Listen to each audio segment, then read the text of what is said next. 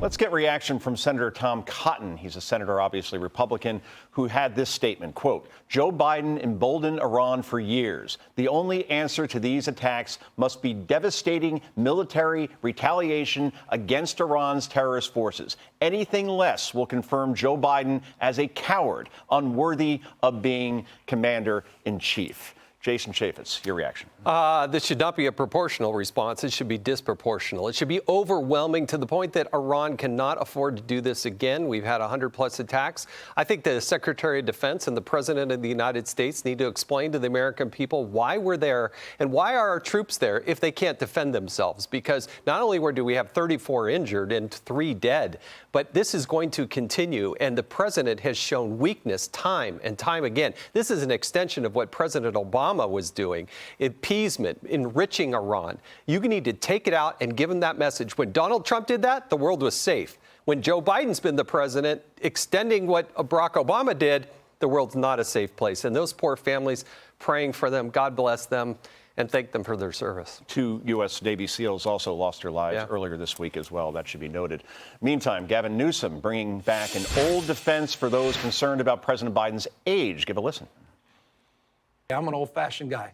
You know, I think Bobby Kennedy said it best. What the world needs are the qualities of youth, not a time of life, a state of mind, a quality of imagination. That's Joe Biden. Okay, so how is Biden going to appeal to young voters?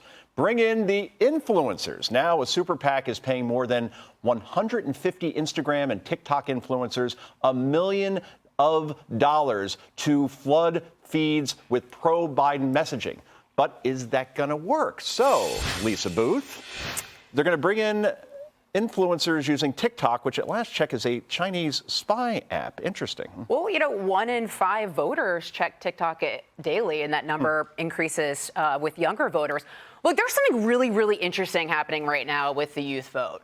So Joe Biden won, according to exit polling, young voters by double digits in 2020. And now if you look at polling, and it's not just outlier polling, right? This is the consistent trend. Donald Trump is winning, or at least gaining, by, you know, Joe Biden's hemorrhaging the youth vote. I mean, you can go back a few months ago. New York Times did a battleground state poll showing that Joe Biden was just up by 1. You can go to more recent polling like USA Today, another New York Times poll showing Trump winning the youth vote as well. And I had Robert Kahali with the Trafalgar Group recently in my podcast, and I asked him about this.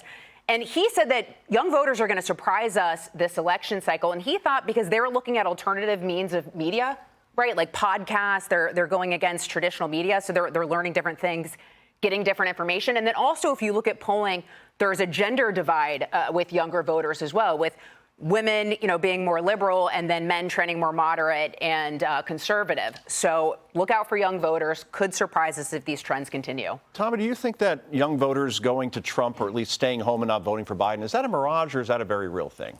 Here's the problem. We're assuming that Joe Biden is going to be the nominee. So this is where I don't like the overconfidence. I wish I could have it, but I don't. Yes, I don't think Joe Biden will do as well with young voters because Joe Biden's age, and I think that they are a lot of young people disgruntled with Joe. But if you take Joe out of the equation and you just talk about Roe v. Wade, student loan forgiveness, and everything free that the Democrat agenda promises them, a heavy focus on climate change, young people will go out and vote for that, no matter how many influencers on the right that you try to cultivate. I wish this were an easy solution. Trump is going to win the young vote, but you're assuming Joe Biden's going to be the nominee. I think we better be careful.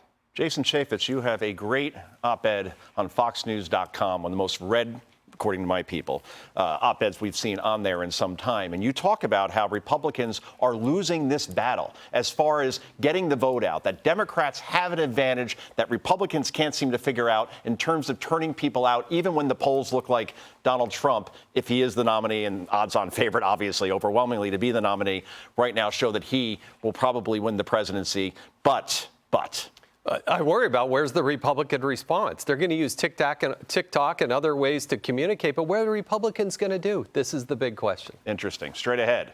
Great discussion, by the way, everybody. Hi, everyone. I'm Brian Kilmeade. I want you to do me a favor. I want you to click to subscribe to the Fox News YouTube page. This is the only way that I know for sure that you're not going to miss any great commentary, any great news bites, any great interviews coming your way on Fox. You can get it all here on YouTube. So subscribe right now.